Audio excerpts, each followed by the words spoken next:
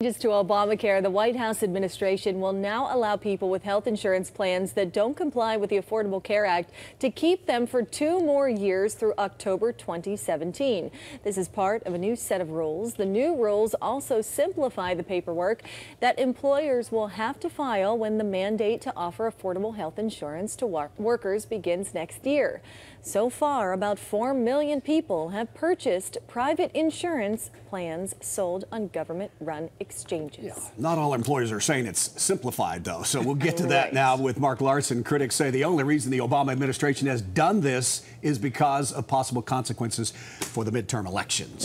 Good morning to you. Good morning. Good morning. You think, David? Yes. You think? That's the timing is coincidence? incredible. Let's go back to last week very quickly. Harry Reid, the majority leader in the Senate, spoke so eloquently when he said, and I'll try not to do it in his voice because it'll put people back to sleep, but he said that all of these horror stories about Obamacare are just false.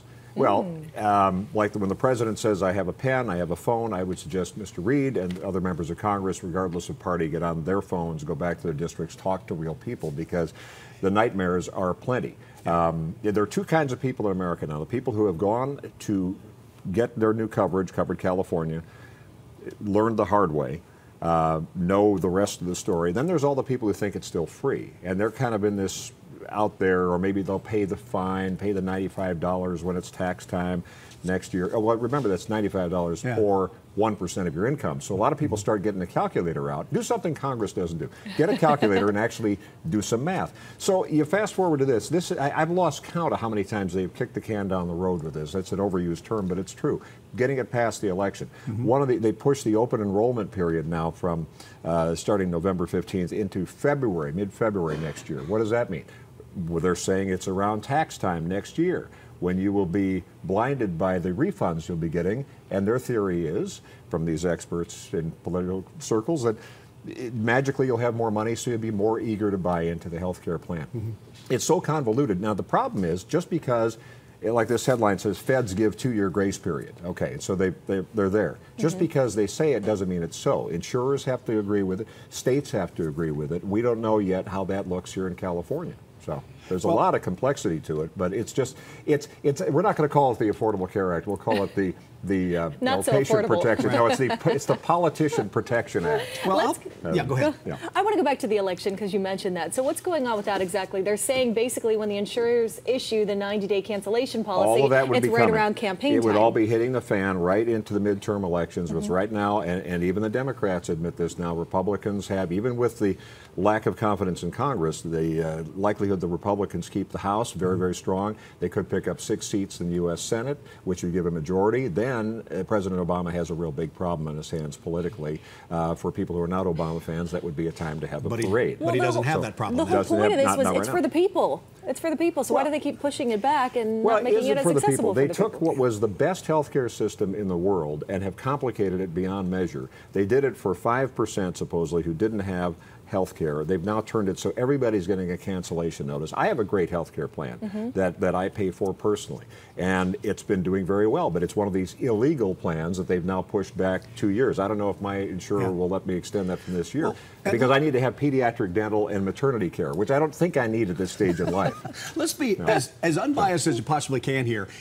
I'm trying, David, I'm trying. Any company that comes out and says, okay, I got this great new product, and it's working wonderful, everything's great, but I'm going to keep delaying it, and keep delaying it, and keep delaying it.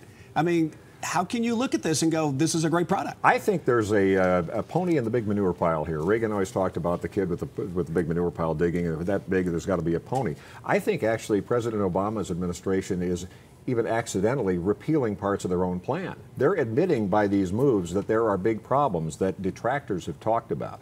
And they rolled it out in the dead of night almost, Christmas Eve 2009. No Republicans supported it. Nancy Pelosi said you got to vote for it before you see what's in it. Now we know what's in it, and even a lot of Democrats went, gee, I didn't read that in the 20, well, a lot of them didn't read that. So it is like launching a product that hasn't been tested. We saw that in the website. Everybody went, oops, I didn't know about that. The president said, nobody told me.